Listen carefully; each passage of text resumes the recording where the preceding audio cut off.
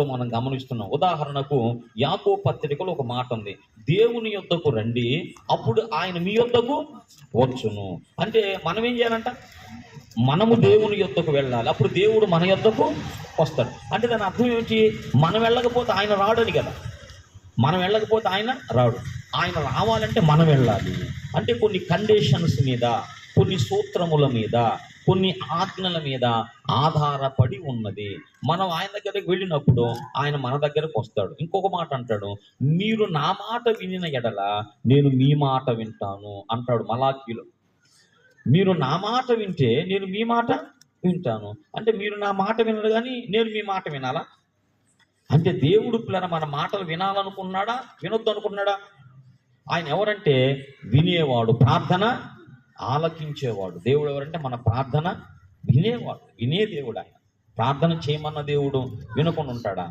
అది వినకుండా ఉన్నాడు పిల్లరా. దేవుని వాక్యం చెప్పింది, ఆయన రక్షింపనేరకుండానట్లు ఆయన చేతులు పురసగాలేదు, విననేరకుండానట్లు ఆయన చెవులు మందము కాలేదు. అంటే రక్షించడానికి ఎప్పుడు కూడా దేవుడు సిద్ధంగా ఉన్నాడు. దేవునికి స్తోత్రం. ఆయన పేరే రక్షకుడు.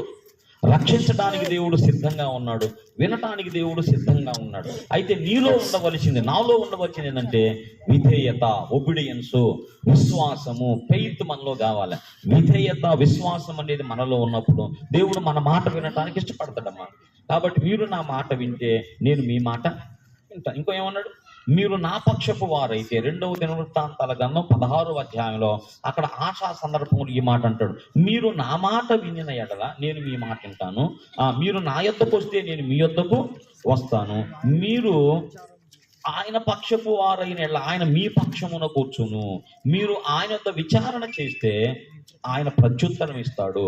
కనుక దేవుని విషయాలన్నీ కూడా కొన్ని కండిషన్స్ మీద, అంటే ప్రేమతో కూడిన కండిషన్, అంటే తన యొద్దకు తన పిల్లలను పిలుచుకోవడానికి. ఇవన్నీ దేని కొరకంటే మరి దేవుడు విశ్వాసం లేకుండా ఎందుకు చేయాలి మనలో?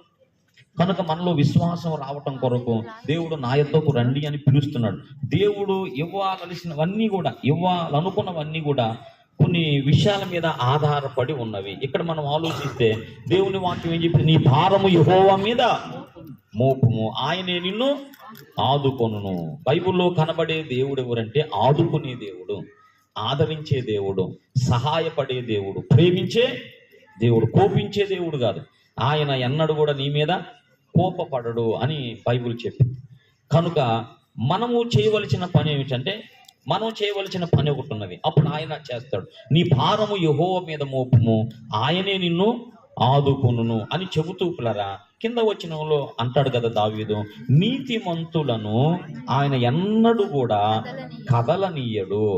అంటే ఈ ప్రామిస్, ఈ వాగ్దానం, దేవుడు ఆదుకోనటం, దేవుడు సహాయపడటం అనేదంతా కూడా దేని మీద డిపెండ్ అయిందంటే నీతి మీద ఆధారపడి ఉన్నది.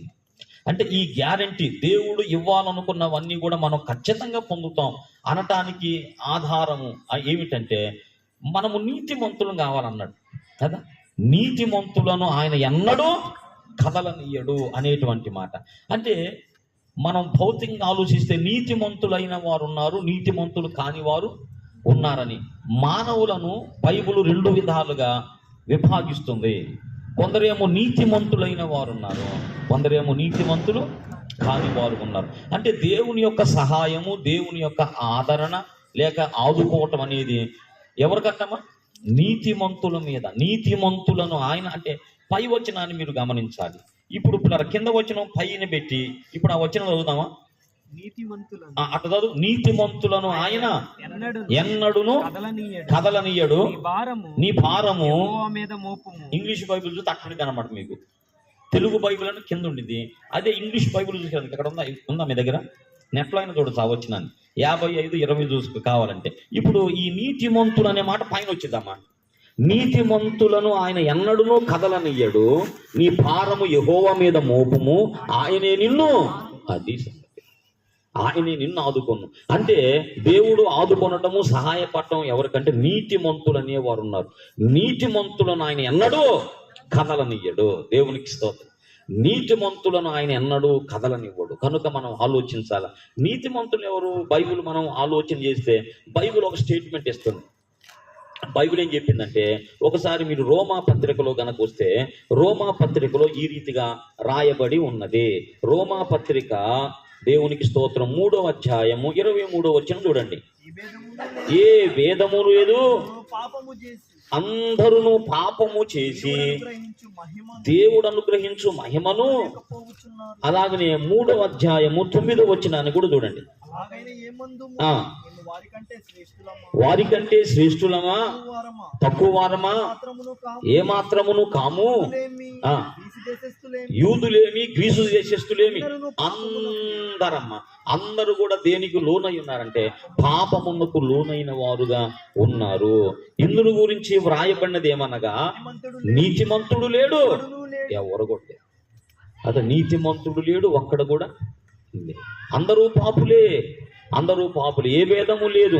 కులమత భేదములెందుకు మానవు లెల్ల పాపులండి, కులమత భేదములెందుకు మానవు లెల్ల పాపులండి, జగమునందు ఎందెందు వెతకిన నీతి పరుడు లేడు, దేవుని వెతకువాడు లేడు, జగమునందు ఎందెందు వెతకిన నీతి పరుడు లేడు, దేవుని వెతకువాడు లేడు. వినుము సోదర పరమ గురుని బోధ, నమ్మిన తొలగు నరక బాధ. పరమ గురుని బోధ వింటే తొలగిపోయింది నరక బాధ. అంటే వినకపోతే ఏ బాధ ఉంది? నరక బాధ ఉంది. సామాన్యమైనది కాదమ్మా. దేవుని మాట వినకపోతే, నా మాట వినటం మీకు మేలు అన్నాడు యేసయ్య. ఆయన మాట వినకపోతే ఆ పరమ గురుని బోధ. యేసు ప్రభు ఎవరు చెప్పండి? మనందరికి ఆయన గురువు. భూమి మీద ఎవరికి గురువు అని మీరు పేరు పెట్టవద్దు. క్రీస్తు ఒక్కడేమి గురువు. కనుక మన గురువు ఎవరు? యేసు ప్రభు. ఆయన విశ్వగురువు, అందరికి ఆయన గురువే. ప్రభు అన్నాడు కదా, నా కాడి మీ మీద ఎత్తుకొని నా యొద్ద మీరు నేర్చుకోండి. నా కాడి మీ మీద ఎత్తుకొని నా యొద్ద నేర్చుకోండి. అప్పుడు నేర్చుకోవటాన్ని బట్టి మీ ప్రాణములకు నెమ్మది, విశ్రాంతి దొరికిందన్న. అంటే దేవుని మాటలు వినటంలో మనకి ఏముందంటే నెమ్మది ఉన్నది. చదువుతారా వచ్చిన 11:29 మత్తయి సువార్త 11వ అధ్యాయము 29వ వచనమమ్మా.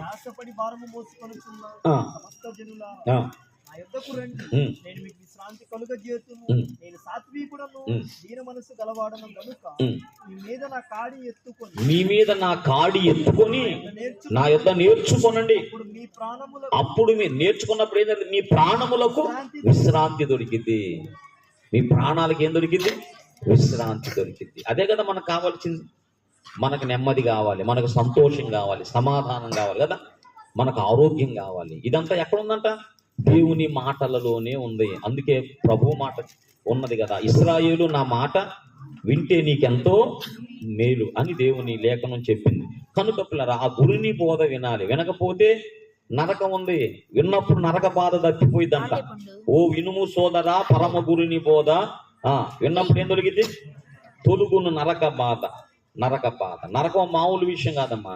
ఈ లోకంలో ఉన్నప్పుడే మనం ఏదో ఒక డిసైడ్ చేసుకోవాలా. జాగ్రత్తగా మనం ఆలోచించాలా, అర్థం చేసుకోవాలా, ప్రభు మాటలు మనం గ్రహించాలా. లేకపోతే మనము ఈ లోకాన్ని దాటితే అదొక భయంకరమైన పరిస్థితి ఉన్నది. ఎవరికి అర్థం కావట్లా, సాతాను అర్థం కానివ్వట్లా. ఏం జరిగిద్దిలే, ఏముందలే అన్నట్టు అనుకుంటున్నాడు. పిల్లలు, ఈ లోకం దాటేమంటే 2 స్థలాలు, ఏదో ఒక స్థలానికి మనం వెళ్ళాలమ్మా. ఒకటేమో ఘోరమైనటువంటి నరకము, మరొకటేమో నెమ్మది కలిగినటువంటి స్థలం. భూమి మీద యేసు ప్రభువే ఒక విషయం చెప్పాడు. మరి లోకా 16లో ఇద్దరు గురించి చెప్పాడు. ధనవంతుడు, లాజరు అనే 2 వ్యక్తులు ఉన్నారు. వాళ్ళు భూమి మీద బాగానే ఉన్నారు కదా. చనిపోయిన తర్వాత వాళ్ళ అడ్రస్లు మారిపోయినాయి. చనిపోయిన తరువాత ఒకరు ఎక్కడికి పోయారమ్మా? అబ్రహాము రొమ్మున ఆనుకొనుటకు పరదైసుకు వెళ్ళాడు. రెండో వ్యక్తి ఘోరమైన అగ్నిలోకి వెళ్ళాడు. అక్కడికి వెళ్ళి బాధపడుతున్నాడు. ఘోరమైన అగ్నిలో కళ్ళు తెరిచాడు. అయ్యో, ఇలాంటి పరిస్థితి, ఈ వేదనకరమైన స్థలం ఉన్నదని నాకు తెలియదయ్యా, తెలియకుండా వచ్చాను. ఈ స్థలానికి భూమి మీద నా సహోదరులు 5 ఉన్నారు. వాళ్ళన్నా ఈ స్థలానికి రాకుండా వాళ్ళ దగ్గరికి సువార్త పోవాలి. అంటే సువార్త అనేది అంత ఇంపార్టెంట్ అన్నమాట. దేవుని వాక్యమును వినటం అనేది ఇంపార్టెంట్. ఏముందని అనుకుంటాం, ఈ లోకం దాటినాక మనకు అర్థమైపోయింది. ఈ లోకం దాటినాక అక్కడ 2 స్థలాలు ఉన్నాయి. ఏదో ఒక స్థలానికి మనం వెళ్ళాలి. ఒకటేమో వేదన కలిగిన స్థలం, ఒకటేమో నెమ్మది కలిగిన స్థలం. ఏ స్థలానికి వెళ్ళాలనేది ఇప్పుడు మనం డిసైడ్ చేసుకోవాలి. రెండో స్థలానికి ఎవరు వెళ్ళదు. ఆ వేదనకరమైన స్థలానికి మనం ఎవరు వెళ్ళొద్దు. అది ఘోరమైనటువంటి బాధ. నరకమనగ పూదోటగాదది అగ్నిగుండమండి. నరకమనగ పూదోటగాదది అగ్నిగుండమండి. అగ్ని ఆరదు కాలిడి వారికి తావు రాదు సుమ్మి. విడుదల పొందలేము సుమ్మి. అగ్ని ఆరదు కాలిడి వారికి తావు రాదు సుమ్మి.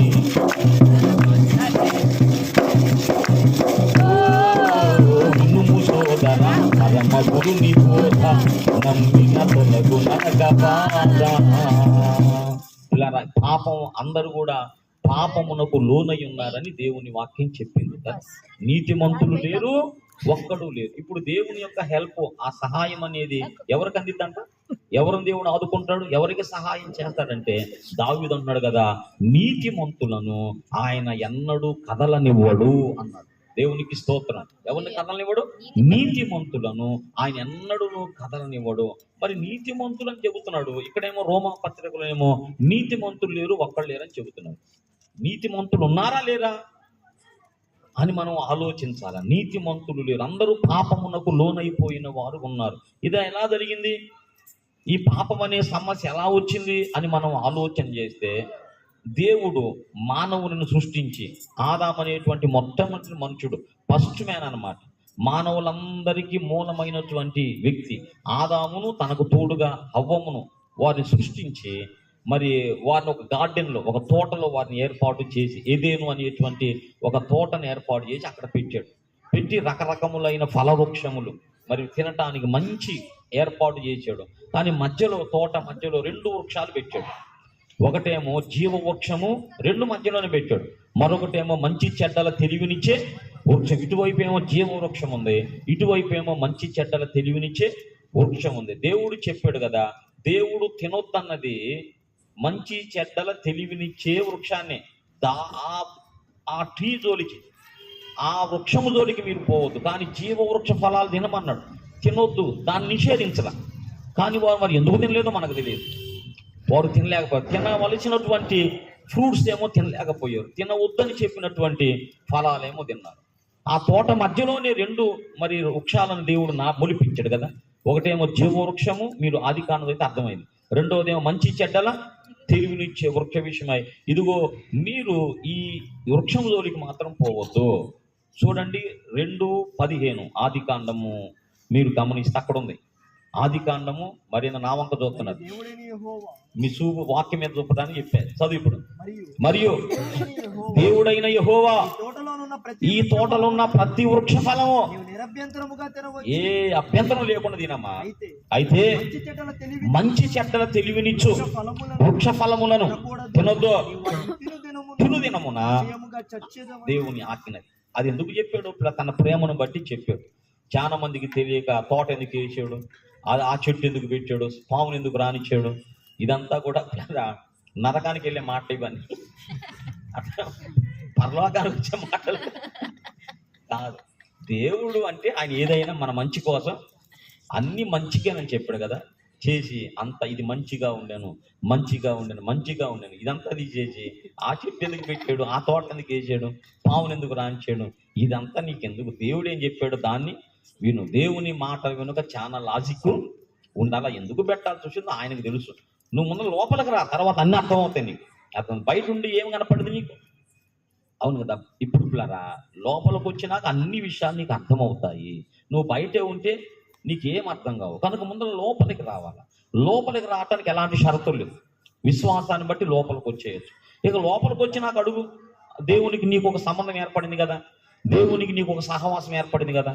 ఇప్పుడు రక్షణ పొందుట వలన మనం ఏమవుతాం? దేవుని పిల్లలం అవుతాం. దేవునితో మనకు ఒక సహవాసం ఏర్పడింది. మనం దేని కొరకు రక్షణ పొందామంటే తన కుమారునితో సహవాసం చేయుట కొరకు మనం పిలువబడ్డాం. అప్పుడు దేవుడిని అడుగు, నీకు ఏ డౌట్ ఉందో. దేవుడు చెబుతాడు కదా, దేవుడు చెప్పలేదంటే ఏమి లేదు, అన్నీ చెబుతాడు నీకు. ముందు లోపలికి రావాలి. ఆ చెట్టు ఎందుకు వేసాడంటే ఒక రీజన్ ఉంది. అది దేవునికి మనిషికి మధ్య ప్రేమకు గుర్తు, అది విశ్వాసాన్ని గుర్తు, విధేయత గది గుర్తు. ఆ వృక్షం జోలికి పోవద్దు, తిను దినమున నిశ్చయముగా నీవు చచ్చదు. అప్పుడు సర్పం లోపలికి వచ్చి ఏదైతే తినవద్దని దేవుడు చెప్పాడో అది తినున్నట్లుగా వాళ్ళను మోసపరిచాను అనే మాట ఉంది కదా. వాళ్ళని ఏం చేసి, ఏమి కాదు శుభ్రంగా తినండి, మీ కళ్ళు తెరవబడతాయి, మీరు దేవదూతలు అయిపోతారు, మోస మాట. అయ్యారా చెప్పండి, అయ్యారా? తోట బయటకు పోయారా? మనకు తెలుసు కదా, దేవదూతలు అయ్యారా? అవ్వలా. కళ్ళు తెరవకపోవడం, కళ్ళు మూసకపోయినాయి.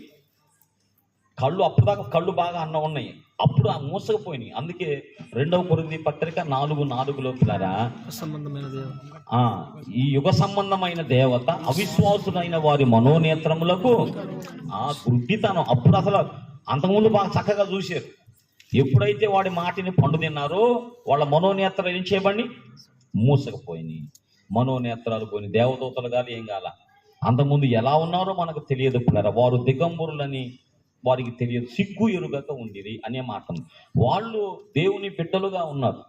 తర్వాత వాళ్ళు ఎప్పుడైతే ఆ ఫ్రూట్స్, ఆ ఫలములు, దేవుడు తినవద్దన్న నిషిద్ధ ఫలములు కదా, నిషిద్ధ ఫలములు వాళ్ళు ఎప్పుడైతే తిన్నారు, దేవుడు ఏమన్నాడు, తిను దినమున నిశ్చయముగా నువ్వు సస్తావు అని ఒక ఆజ్ఞ ఇచ్చాడు. సాతాను మోసాన్ని బట్టి వాళ్ళు తిన్నారు. తిన్న తర్వాత ఏం జరిగింది? సిగ్గు వచ్చింది. అంతకుముందు సిగ్గు లేదు, భయం వచ్చింది. భయపడి చెట్టు చాటున, నీ మాట వినినప్పుడు భయపడి ఇదిగో ఈ చెట్టు చాటున దాక్కున్నాను అన్నాడు. ఎందుకు భయపడ్డావు ఆదావు నువ్వు? భయం ఎందుకు వచ్చింది? తండ్రిని కదా నేను. భయం వచ్చింది. భయం అప్పుడు వచ్చింది, ఈ భయాలన్న అప్పుడు వచ్చింది. అంతకుముందు భయాలు లేవు. సిగ్గు వచ్చింది, సిగ్గు పట్టమంది అప్పుడే. దేవుని ముందు అలాగే ఉన్నారు వాళ్ళు.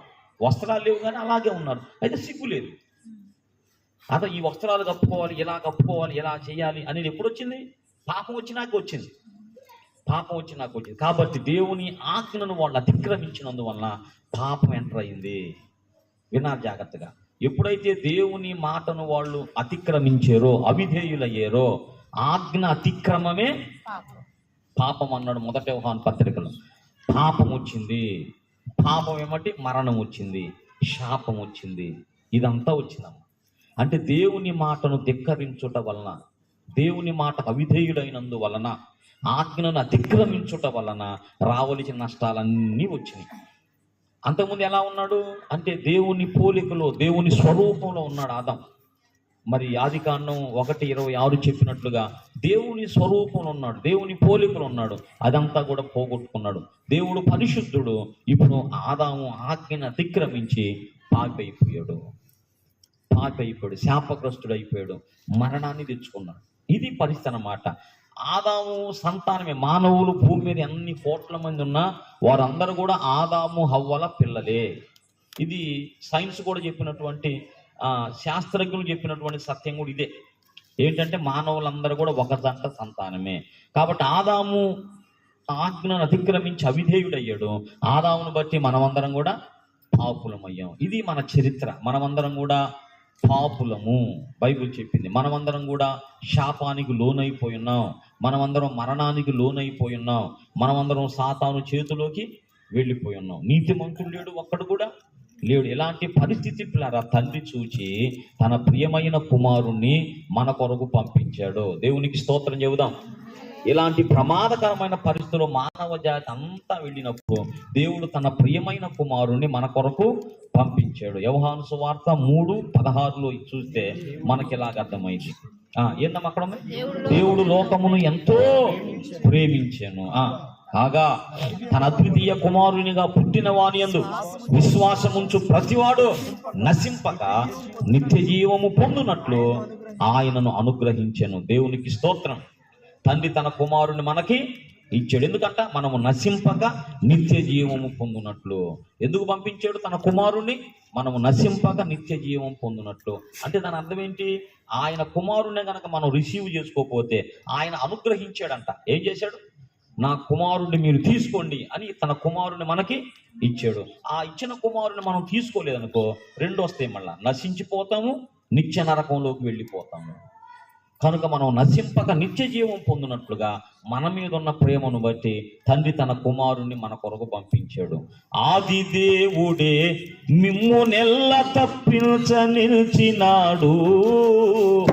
ఆది దేవుడే మిమ్ము నెల్ల తప్పించ నిలిచినాడు. 2000 ఏళ్ల కింద అవతారమెత్తి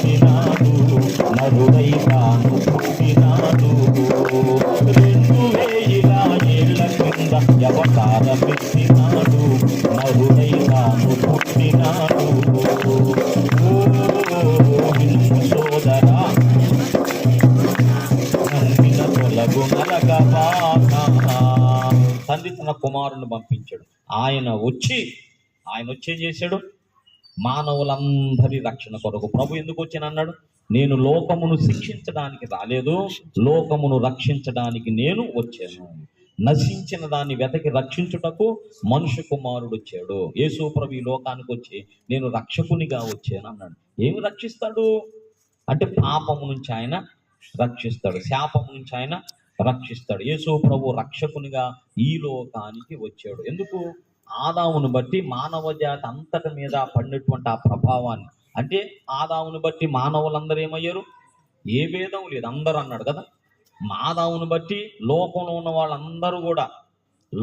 వాళ్ళందరూ కూడా ఆదాము అనేటువంటి మొదటి మనిషిని బట్టి లోకంలో మానవులందరూ కూడా, ఎందుకంటే ఆదాము సంతానమే కనుక, అందరూ ఆదాము పిల్లలే కనుక ఆదాము యొక్క జీన్స్ మానవులందరిలోకి వచ్చినాయి. భూమి మీద 250 దేశాలు ఉన్నాయంట. దాదాపుగా 800 కోట్ల మంది ప్రజలు ఉన్నారంటమ్మా. మన పేట జనాభే 1,30,000 మందికి ఉన్నారంట. మన పేట జనాభా నియోజకవర్గం అంతా కలిపితే 2 లక్షల మంది కంటే పెంచున్నారు అని ఒక అంచనా. మన నియోజకవర్గం ఓటర్ మన టౌన్ బట్టి చూసుకుంటే 1,30,000 మంది ఉన్నారు.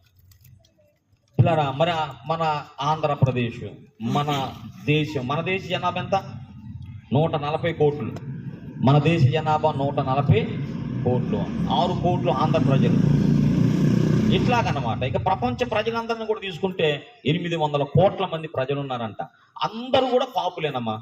అది ఎన్ని కోట్ల మంది ఉన్నా ఆదాము అనే మనిషిని బట్టి మానవులందరూ ఎవరు?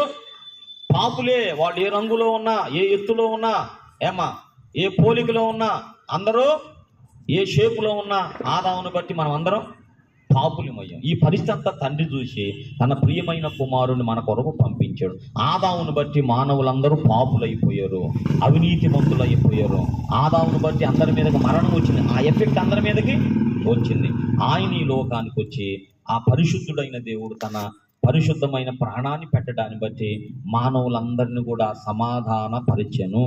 దేవునికి స్తోత్రం. యేసు ప్రభు వచ్చి ఆ ఆదాము ద్వారా కలిగిన ఎఫెక్ట్ అంతా, ఆ ప్రభావం అంతటిని కూడా యేసు ప్రభు తన మీదకి తీసుకున్నాడు. ఆదామును బట్టి మానవులందరూ పాపులయ్యారు కదా, ఆ మానవులందరి పాపాన్ని యేసు ప్రభు తన మీదకి తీసుకున్నాడమ్మా. ఆదామును బట్టి మానవులందరూ శాపగ్రస్తులు అయిపోయారు. ఆదాము, నువ్వు తినవద్దన్న పండు తిన్నావు గనక నీ నిమిత్తం శపించబడినది, నీవు శపించబడిన వాడవై నీ ముఖపు చెమట గార్చి నువ్వు ఆహారం. ఆదాము శపించబడ్డాడు, హవ్వ శపించబడింది, భూమి కూడా శపించబడిందమ్మా. భూమి కూడా శపించబడింది. బైబిల్ చెప్పింది రోమా 8 ప్రకారం. అంతా కూడా నాశనం, దాస్యమునకు లోనైపోయి ఉన్నాం. మానవులు, సృష్టి అంతా కూడా సాతాను దాస్యములోకి వెళ్ళిపోయాం. ఇప్పుడు లోకంలో ఉన్న మనుషులందరూ కూడా సాతానుకు దాసులైపోయారు. అందరూ వాడి ప్రభావం కింద ఉన్నారు. ఈ పరిస్థితిలో యేసు ప్రభు ఈ లోకానికి వచ్చాడు. ఒకసారి స్తోత్రం చెప్పండి. ఎప్పుడు? మొన్న క్రిస్మస్ కదా వచ్చాడు. రోజు రావాలి. క్రిస్మస్ అంటే ఒక రోజు కాదు, ప్రతిరోజు రక్షణ పొందిన వారికి క్రిస్మసే. దేవునికి స్తోత్రం. ఆయన లేకుండా పూట గడిచిద్దా? ఏదో భక్తులు రాశారు పాట కదా, నువ్వు లేకపోతే నీవు లేని అసలు రోజే కాదయ్యా. మరి అనుభవం వాళ్ళు ఉన్నారు. అందరి పరిస్థితి ఎవరైతే రుచి చూసారో పిల్లరా, యేసు ప్రభుతో సహవాసం లేకుండా, సంబంధం లేకుండా ఉండగలుగుతారా? ఉండగలుగుతా? యేసు ప్రభుతో మాట్లాడకుండా ఉండగలుగుతావా? గ్రంథం చదవకుండా ఉండగలుగుతా? నేనైతే ఉండలేను. అలాంటి అనుబంధం యేసు ప్రభుతో మనకు ఏర్పడింది. దేవునికి స్తోత్రం. పిల్లరా, ఆయన వచ్చేసాడు ఈ లోకానికి. వచ్చేం చేశాడు పిల్లరా? ఆదాము ద్వారా మన మీదకి వచ్చిన శాపం అంతటిని నేనేం చెబుతూ పక్కకు వచ్చానంటే, రక్షణ పొందిన మనకు ప్రతిరోజు ఒక క్రిస్మస్సే. అర్థమైంది? యేసు ప్రభు వారి ప్రతిదినము కూడా 3 మనం జ్ఞాపకం చేసుకోవాలి. ఆయన జననము, మరణము, పునరుద్ధానము. ఆయన జనన, మరణ, పునరుద్ధానాలు ఇప్పుడు మన జ్ఞాపకాల్లో ఉండాలి. అప్పుడు మనం జయిస్తూ మనం ముందుకెళ్ళగలుగుతాం. ఆదామును బట్టి మనం అందరం ఏమయ్యాం?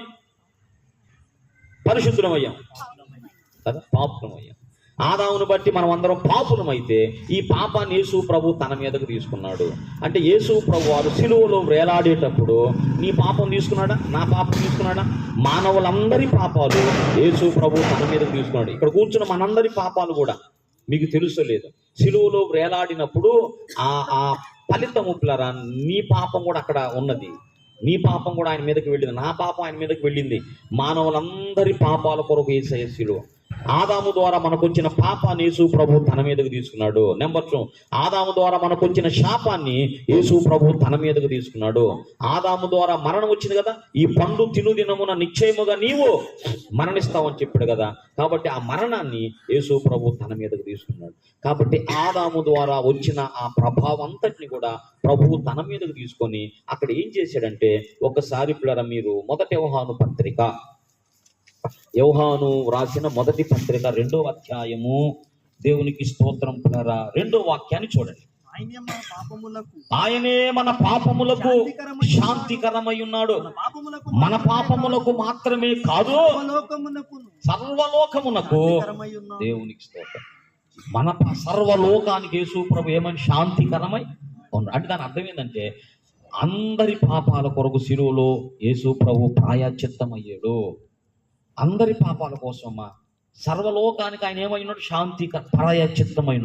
శాంతికరం అనే మాట కింద పుట్టినట్టే ఉన్నాడు, ప్రాయశ్చిత్తమై. అంటే దాని అర్థమైంది అంటే నీ పాపాల కోసం ఆయన బలయ్యాడు, నా పాపాల కోసం ఆయన బలయ్యాడు. ఇదమ్మ చరిత్ర.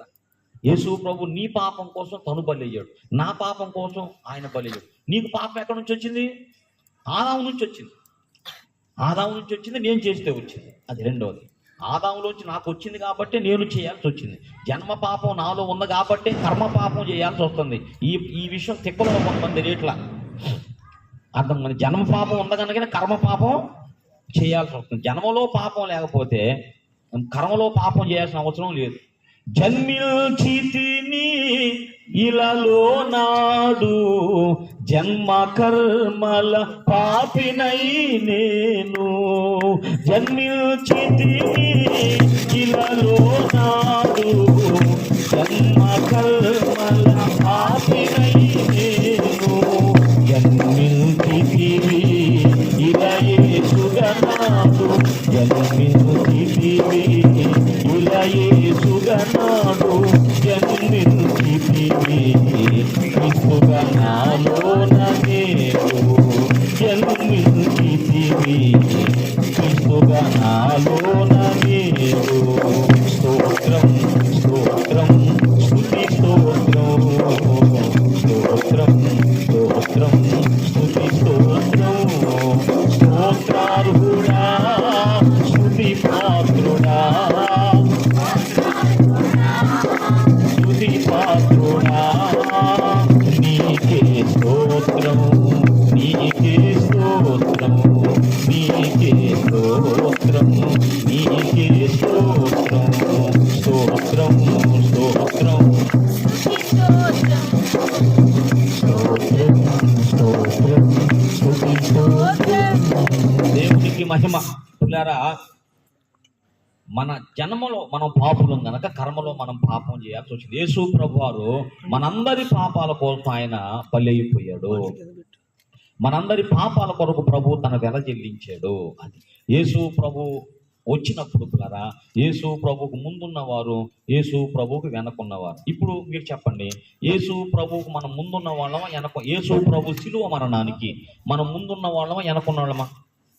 ఏమో చెల్లి, యేసు ప్రభు మరణానికి ముందున్న వాళ్ళం వెనకున్న వాళ్ళమా? యేసు ప్రభు మరణించినప్పుడు మనం అసలు పుట్టామా? మన పుట్టల కదా. 2000 సంవత్సరాల క్రితం యేసు ప్రభు కల్వరిలో మరణించి మనం పుట్టనే లేదు. కానీ మనం పుట్టకపోయినా మన కోసం ఆయన మరణించాడు. పుడతామని తెలుసు కదా, మనం పుడతామని దేవునికి ముందే ఎంతమంది భూమి మీద పుట్టబోతున్నారో దేవునికి తెలుసు. కనుక యేసు ప్రభు సదాకాలమునకు నిలుసు ఒక్క బలర్పించాడు. ఆయన బలర్పించినప్పుడు ఆయన ముందున్న ఆదాము మొదలుకొని అప్పటి వరకు ముందు ఉన్న వాళ్ళ కోసం అక్కడ శిలువ మరణం పొందుకొని తర్వాత ఎంతమంది అయితే పుట్టబోతున్నారో వాళ్ళందరి కోసం, మానవులందరి కోసం, ప్రతి మనుషుని కోసం యేసు ప్రభు శిలువలో బలైపోయాడు. ఇది మనం నమ్మాలి. యేసు ప్రభు శిలువలో నీ పాపాన్ని నా పాపాన్ని తీసుకున్నాడు. మనందరి పాపాలు అక్కడ ఆయన భరించాడు. నెంబర్ 2, మన శాపమంతటిని కూడా యేసు ప్రభు తన మీదకు తీసుకున్నాడు. ఆదామును బట్టి నీకొచ్చిన శాపం, నాకు వచ్చిన శాపం అంతా యేసు ప్రభు తన మీదకి తీసుకున్నాడు. నెంబర్ 3, మరణం. ఆదామును బట్టి మనకేం వచ్చింది? మరణం వచ్చింది. మన మరణాన్ని యేసు ప్రభు తన మీదకి తీసుకున్నాడు. ఆదామును బట్టి మనమందరం సాతానుకు దాసులమయ్యాం. మనల్ని విడిపించడం కొరకు, మనల్ని స్వతంత్రులుగా చేయటం కోసం యేసు ప్రభు అక్కడ దాసుడుగా సిలువలో వేలాడాడు. కనుక ఆదామును బట్టి మనకు వచ్చినటువంటి సమస్య అంతటిని కూడా యేసు ప్రభు సిలువలో పరిష్కారం చేశాడు. నమ్మినోళ్ళు స్తోత్రం చెప్పండి. ఆదాము ద్వారా మనకు వచ్చిన సమస్య అంతా యేసు ప్రభు సిలువ మీద పరిష్కారం చేశాడా? చేస్తాడా? చేశాడు. నీ పాపమంతా సిలువ మీదకు తీసుకెళ్ళాడు. నీ శాపమంతా సిలువ మీదకు తీసుకెళ్ళాడు. నీ మరణాన్ని ప్రభు తను అనుభవించాడు. నీ కొరకు ఆయన అక్కడ దాసుడైపోయి సిలువలో వేలాడాడు. మన సమస్య అంతటిని కూడా యేసు ప్రభు సిలువలో పరిష్కరించాడు. దేవునికి స్తోత్రం. ఇప్పుడు వినండి. ఇప్పుడు ఎవరైతే ఇలా జరిగింది, ఇదిగో నా చరిత్ర ఇది, నా చరిత్ర ఇది, నేను పుట్టుకతో పాపిని, శాపగ్రస్తుణ్ణి, మరణించవలసిన వ్యక్తిగా ఉన్నాను, సాతానుకు దాసునిగా పుట్టున్నాను. అయితే ఈ విషయం అంతటి కొరకు యేసు ప్రభు సిలువలో ఆయన ప్రాయశ్చిత్తం అయ్యాడు. నా కొరకు బలయ్యాడు. యేసు ప్రభు మరణం అనేది ఎవరి కోసం? మన కోసం, నీ కోసం, నా కోసం, మనందరి కోసం యేసు ప్రభు. ఆయనలో ఏ దోషం లేదు. మరి ఎందుకు సిలువ వేయబడ్డాడు? ఏ దోషం లేదు. యెషయా 53 చెప్పింది, యెహోవా మనందరి దోషములు ఆయన మీద మోపెను అనే మాట ఉంది. మనందరి దోషాలు ప్రభువు మీద మోపబడ్డాయి. పిల్లరా, మన దోషమే, నీ దోషం, నా దోషమే. యేసు ప్రభు వారు మనందరి కొరకు సిలువలో మరణించాడు. ఆమె ఇంతవరకు అర్థమైందా? ఆదామును బట్టి, ఆదాము అనే మొదటి మనుషుని బట్టి మనమందరం పాపులమయ్యాము, శాపగ్రస్తులమయ్యాము, మరణానికి లోనయ్యాము, సాతానుకు దాసులమయ్యాము. ఈ పరిస్థితి అంతా తండ్రి చూసి తన ప్రియమైన కుమారుని మన కొరకు పంపించాడు. ఆయన ఈ లోకానికి వచ్చి ఏం చేశాడు? మనకొచ్చిన సమస్య అంతా, ఆదామును బట్టి మనకొచ్చిన సమస్య అంతా కూడా మీకు అర్థమవుతుంది. స్తోత్రం చెప్పండి. మీకు అర్థం చేసుకుంటున్నారు మీరు. ఆదాము ద్వారా మనకొచ్చిన సమస్య అంతటిని కూడా యేసు ప్రభు తన మీదకి తీసుకున్నాడు. తన మీదకి తీసుకొని సిలువలో ఆయన వేలాడాడు. సిలువలో మరణించాడు. మరణించిన తర్వాత ఏమన్నాడు? మరణంలో చివరి మాట, యేసు ప్రభు సిలువలో వేలాడుతూ, కొంతమంది సిలువ ఏం లేదు అంటున్నారు. చెప్పలా? వాళ్ళందరూ ఏం బ్యాచి? దాన్ని తృణీకరిస్తే ఇక రెండోది ఇంకేమి లేదు. ధనవంతుడు పోయిన దగ్గరికి పోవాల్సింది. ఇది హిస్టారికల్ ఫ్యాక్ట్. అది చారిత్రక సత్యము. యేసు ప్రభు సిలువ మరణము అనేది, సిలువలో ప్రభు మరణించాడు అనేది ఎవరు కాదనటానికి వీలు లేని సత్యం. అది లేఖనాలు సత్యం, అపోస్తలుల సాక్ష్యం. యేసు ప్రభు తనకు తానే చెప్పుకున్నాడు, నేను మరణించవలసి ఉందని. చెప్పుకున్నాడా లేదా? యేసు ప్రభు సాక్ష్యం, ఖాళీ సమాధి సాక్ష్యం, రోమన్ గవర్నమెంట్ సాక్ష్యం, ఇన్ని సాక్ష్యాలు ఉన్నాయి. ఇవన్నీ పక్కన పెట్టేసి అట్లా లేదు అంటే ఎట్లా కుదిరింది బాబు? కొద్దిగా ఆలోచించాలి. మేము ఆలోచిస్తాం, నువ్వు కూడా ఆలోచించు. సత్యంలోకి రా. లేదా నీకు దగ్గర సత్యం ఏమని చెప్పు, అందులోకి వెళ్దాం అందరం. మనకు కావాల్సిన సత్యమే. సత్యమేవ జయతే కదా, సత్యమే జయించింది. హల్లెలూయా. పిల్లరా, యేసు ప్రభు మన అందరి కోసం సిలువలో మరణించాడు. ఆయన మరణించడానికి గల కారణం నువ్వు, నేనే. మనందరి కోసం ప్రభు మరణించాడు. కాబట్టి ఆదాము ద్వారా వచ్చిన సమస్య అంతటి కొరకు తండ్రి తన కుమారుని పంపిస్తే ఆయన వచ్చి మన సమస్య అంతా తీసుకొని సిలువలో పరిష్కారం చేశాడు. సిలువలో యేసు ప్రభు చివరి మాట్లాడిన మాట ఏంటంటే, సమాప్తమైనది, తండ్రి నా ఆత్మను నీ చేతికి అప్పగిస్తున్నానయ్యా. చివరి మాట అదేనమ్మా, చివరి మాట. యేసు ప్రభు సిలువలో ఎన్ని మాటలు మాట్లాడారు?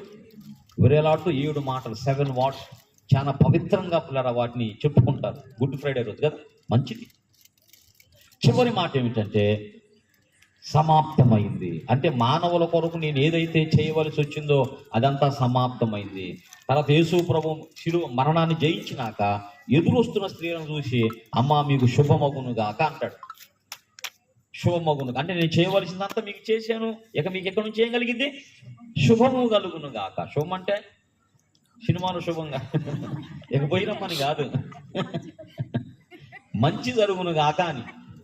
అదే సినిమాలు ఏం పడదు చెప్పండి, మధ్యలో ఏం పడింది? ఒకటి విశ్రాంతి పడింది కదా, కొద్దిగా సెలవు తీసుకుండని. ఇప్పుడు లేవులు అవన్నీ అయిపోయినాయి. ఇప్పుడు అవన్నీ ఆ చరిత్ర అంతా కూడా అయిపోయింది. శుభం అంటే మీకు మంచి జరుగును గాక, మంచి జరుగును గాక. దేవునికి స్తోత్రం. అదనమాట. ఇక మీకు మంచి జరిగింది, ఎందుకంటే మీ సమస్య అంతటిని కూడా నేను నా మీదకి తీసుకొని పరిష్కరించాను. ఇక సంతోషించండి. దేవునికి స్తోత్రం. ఇప్పుడు మనం ఏం చేయాలి? ఏడవాలి కదా. ఆనందించండి, మరలా చెప్పుదును, ఆనందించండి. మీ సహనమును సకల జనులకు ఆనందించండి. మనం ఇక నీ మీద ఏది పెట్టుకోవద్దు, అన్నీ కూడా దేవుని మీద పెట్టమన్నాడు. కాబట్టి మన సమస్య అంతా కూడా యేసు ప్రభు పరిష్కరించాడు. విధాన జాగ్రత్తగా పిల్లరా, ఇప్పుడు ఎవరైతే ఇలా జరిగింది, నా జీవితం గురించి ప్రభు ఇలా చేశాడు, నా లైఫ్ అంతటినీ తన మీదకు తీసుకొని ఆయన అక్కడ పరిష్కారం చేశాడు అని ఎవరైతే నమ్ముతారో, అమ్మ అర్థమవుతుందా? ఇప్పుడు ఈ విషయం చెప్పి నేను ప్రార్థన చేస్తా.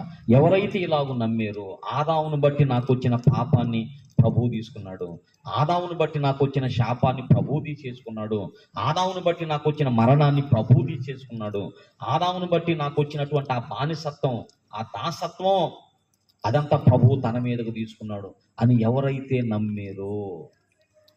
నమ్మారో వారు నీతిమంతులుగా తీర్చబడతారు. దేవునికి స్తోత్రం చెప్పండి. అది విషయం. ఎవరైతే ఈ విషయాన్ని నమ్మారో వాళ్ళు నీతిమంతులుగా తీర్చబడతారు. ఎవరైతే నమ్మిన వారు ఉన్నారు, యేసుని నమ్మేడి వారు ఆయన ఉచిత కృపతో నీతిమంతులయ్యెదరు. యేసుని నమ్మేడి వారు ఆయన ఉచిత కృపతో నీతిమంతులయ్యెదరు. యేసుని నమ్మేడి వారు ఖర్జూరపు చెట్టు వలె మోవావేయు సుల్లేదరు.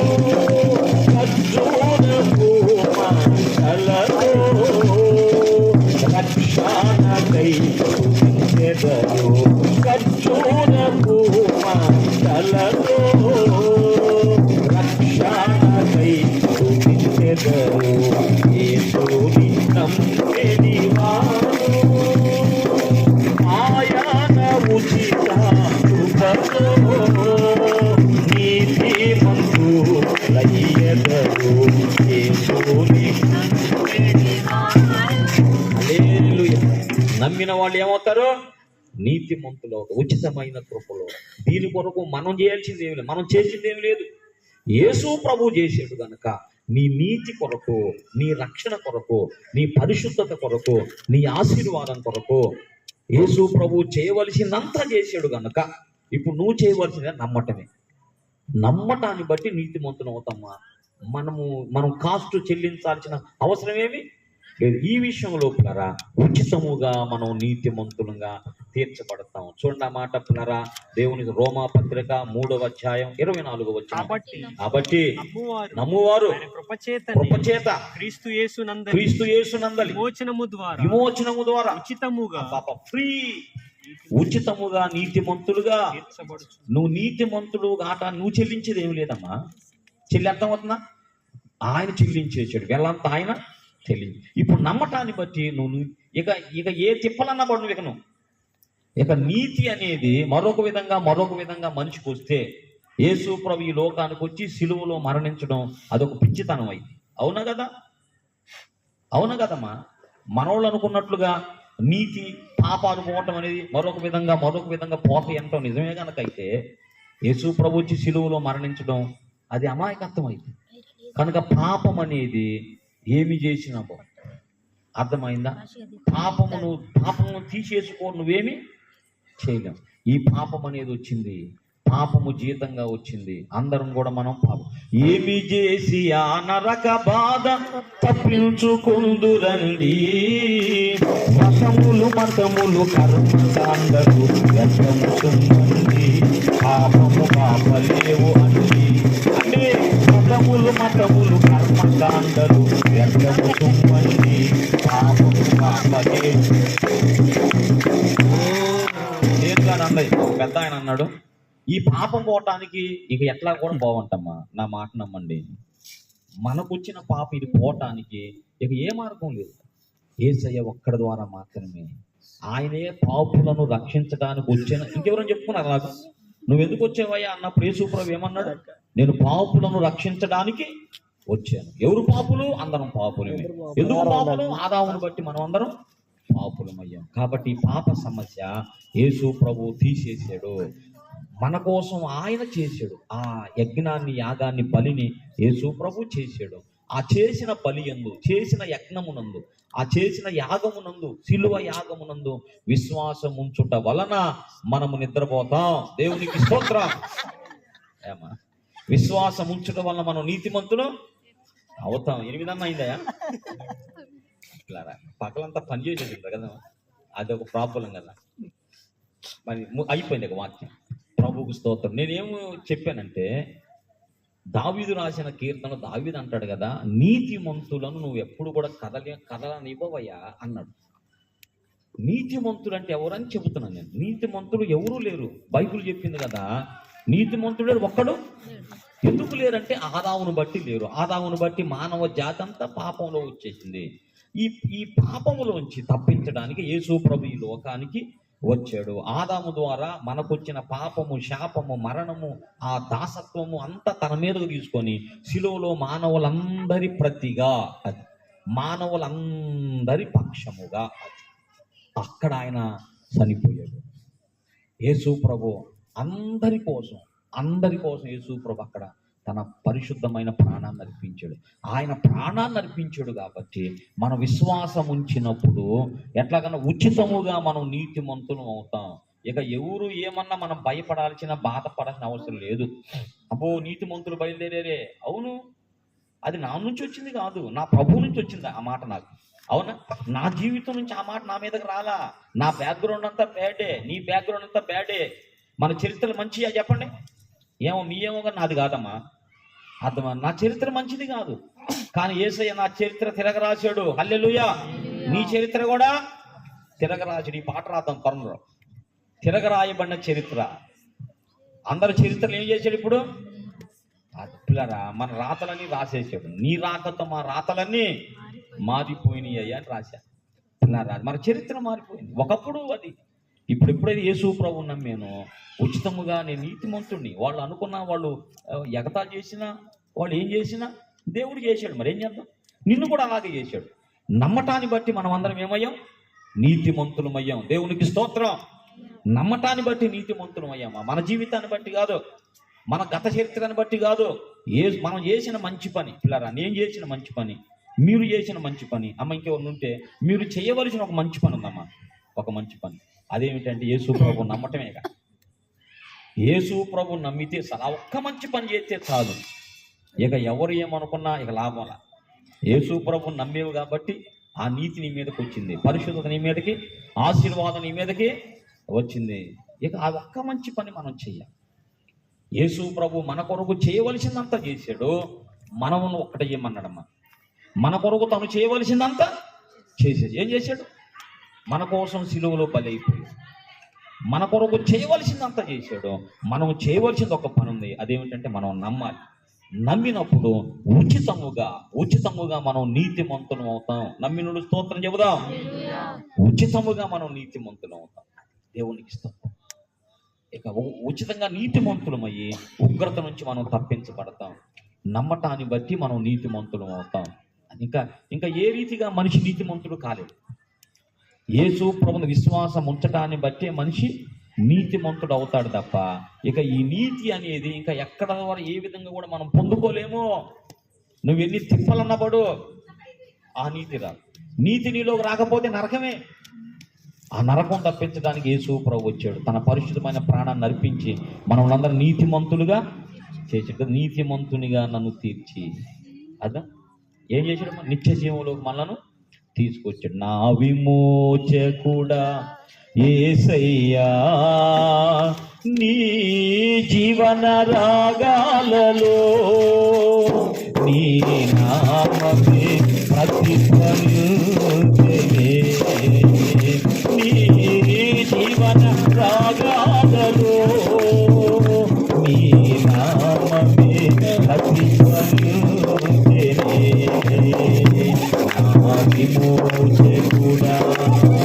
యేసయ్యా నీతిమంతునిగా నన్ను తీర్చి నీవు ఆత్మతో నన్ను నింపగా నీతిమంతు ఆత్మతో నన్ను నింపినందున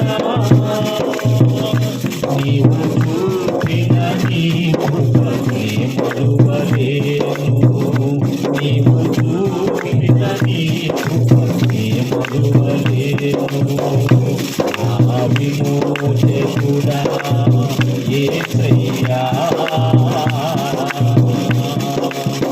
దేవునికి మహిమ కలుగును గాక హల్లెలూయా. పిల్లరా నీతిమంతులుగా దేవుడు మనలను తీర్చాడు, తన రక్తముతో పిల్లరా మనను కడిగాడు, పవిత్రపరిచాడు. ఎవరైతే ఆయన చేసిన త్యాగమునందు యాగమునందు యజ్ఞమునందు విశ్వాసం ఉంచుతారో వారు ఏం చేయబడతారు? ఉచితముగా నీతిమంతులుగా తీర్చబడతారు. అవునా? ఇప్పుడు మూల వాక్యం చదవండి. మనం నీతిమంతులుగా తీర్చబడతాం. నీతిమంతులకు ఏం చేస్తాడు ఆయన? నీ భారము యెహోవా మీద మోపు. అదిగా నువ్వు అలా నమ్మేవా? ఇక నువ్వు దేని కొరకు బాధపడాల్సిన అవసరంలా. ప్రతి విషయంలో ఆయన మీద డిపెండ్ అవ్వు. దేవునికి స్తోత్రం. ఏదన్నా కానీ ఆయన మీద ఆనుకోవటమే. నీ భారం యెహోవా మీద మోపు. అప్పుడు ఆయన చూసుకుంటాడు. ఇక నీ భారము నీ మీద మోపుకోమన్నాడా, నా మీద మోపమన్నాడా? తన మీద మోపమన్నా. నీ భారం నా మీద మోపు. ఆయన నిన్ను ఆదుకుంటాడు. ఎవరికి ఆశీర్వాదం ఉందంటే నీతిమంతులకు ఉన్నది. దేవునికి స్తోత్రం. నీతిమంతులు ఉంటాడు, వారిని ఆశీర్వదిస్తాడు. కనుక ఈ రాత్రి కాలం నీతిమంతులు ఎలా, అందరం పాపులమే ఆదామును బట్టి. మరి నీతిమంతులు ఎలా అవుతాం? ఎలాగవుతాం? యేసు ప్రభువునందు విశ్వాసం ఉంచడం వలన ఎలాగవుతామమ్మా? ఆదామును బట్టి మనం అందరం ఎవరు? పాపులమే. అవునా కదా? బైబిల్ చెప్పింది అందరూ పాపులే. ఇంకా ఎవరున్నారు చెప్పిందా? ఆదామును బట్టి అందరము పాపమునకు మనం లోనైన వారంగా ఉన్నామని బైబిల్ చెప్పింది. మరి నీతిమంతులు ఎలాగవుతాం? ఇంకొక మార్గం ఏమైనా ఉందా? మనం నీతిమంతులం అయ్యే మార్గం ఏదైనా ఉందా? లేదు కనుక యేసు ప్రభు ఈ లోకానికి రావాల్సి వచ్చిందమ్మా. పాపి మరొక విధంగా పరిశుద్ధుడు నీతిమంతుడు అవ్వగలిగితే యేసు ప్రభు పరలోక మహిమను విడిచిపెట్టి రావాల్సిన అవసరం ఉందా? వచ్చాడంటే దాని అర్థమైంది, ఈ సమస్య నుంచి ఎవరు వీళ్ళని బయటకు రాలేరు కనుక ఆయన వచ్చాడు. అర్థం. సమస్త మానవ శ్రమానుభవమును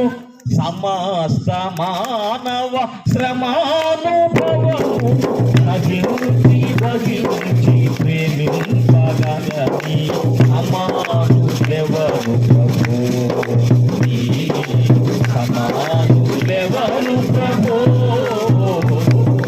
సమానులెవరు సమస్త మానవ శ్రమానుభవమును వహించి ప్రేమింపగలని సమాను ఇంకెవరు లేరు. ఆ వచ్చిన సమస్య ఆదామును బట్టి మన మీదకి వచ్చిన సమస్య మరొక విధంగా పోవడం కనుక నిజమే కనుక అయితే యేసు ప్రభు రావద్దు ఈ లోకానికి. యేసు ప్రభు వచ్చాడంటే ఆ సమస్యను ఎవరు తీసివేయడం వాళ్ళ వల్ల కాదు. ఎందుకంటే అందరూ పాపానికి లోనై ఉన్నారు. మానవులందరూ కూడా దేనికి లోనై ఉన్నారు? అందరూ చెప్పిన సత్యమేనంట. మనం నమ్మట్లేదు కానీ పాపం వాళ్ళు మంచోళ్ళనంటయా. వాళ్ళు ఎప్పుడు కూడా మేము పరిశుద్ధులు వాళ్ళు చెప్పుకోలేని పొరపాటున వీళ్ళు చేసి పెట్టారు అట్లా. అది వాళ్ళు అయ్యా మీరు నయ్యం. వాళ్ళ చరిత్రలన్నీ మనం గమనిస్తే కదా మనం కొంచెం బెటర్ అనుకుంటా కదా. అదో ఆయన బయలుదేరి వస్తున్నాడంట. అర్థమైందా పిల్లరా? భయంకరమైనటువంటి పరిస్థితి. నేను ఇక్కడ ఉండి ఏం మాట్లాడలేను కనుక వాళ్ళు మంచోళ్ళు. వాళ్ళు ఎప్పుడు కూడా వాడు చెప్పాల మేము మంచోడు మన వాళ్ళు ఎప్పుడు చెప్పాల. కానీ యేసు ప్రభు ఒక్కడికి చెప్పిన చరిత్రలో నాలో పాపం ఉన్నదని మీలో ఎవరు స్థాపిస్తున్నారు. కనుక ఆయన పరిశుద్ధుడైన దేవుడు. ఈ సమస్య తప్పించడానికి యేసు ప్రభు వచ్చాడు. తప్పించాడు. మన సమస్య అంతా తన మీదకు తీసుకున్నాడు. శిలువలో ప్రాయశ్చిత్తం అయిపోయాడు. ఇప్పుడు నమ్మమన్నాడు. అర్థమైన సువార్తను ప్రకటించండి. ఇప్పుడు ఉచితముగా మనం నీతిమంతులం అవుతున్నాం. ఎవరైతే యేసు ప్రభువునందు విశ్వాసం ఉంచారో వారు ఉచితముగా నీతిమంతులు అవుతున్నారు. ఈ నీతిమంతులైనటువంటి వారు ఏం చేస్తారంటే అప్పుడు మనం నీతిమంతులం అయినప్పుడు మన ప్రతి విషయం ఆయనకు చెప్పుకోవటం వల్ల ఆయన మనల్ని ఆదుకుంటాడు, మనకు సహాయపడతాడు. అంటే దేవుని సహాయానికి అడ్డుంది ఏదో ఒకటి. దేవుడు ఆదుకోవడానికి ఒక అడ్డుంది, అదే పాపం.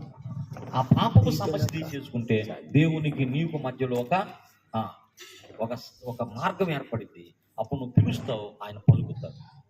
అలాంటి పరిస్థితి యేసు ప్రభు ఈ లోకానికి వచ్చి మనందరి కోసం శిలువలో మరణించి ఆదాము సమస్య అంతా తొలగించి మనుషులందరినీ నీతిమంతులుగా చేశాడు.